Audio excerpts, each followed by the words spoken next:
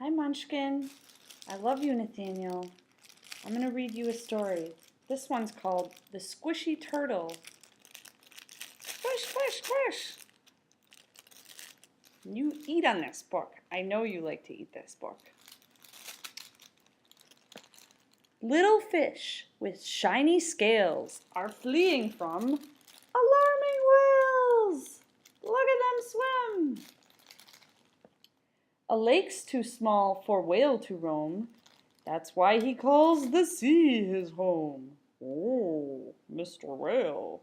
Oh. Beware the crab. I think he knows just how to pinch your tiny toes. Gently bobbing up and down is how the seahorse gets around.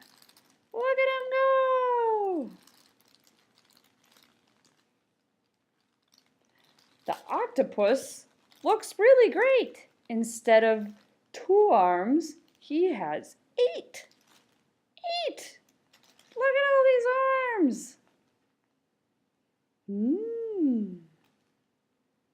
The ocean floor is deep and dark.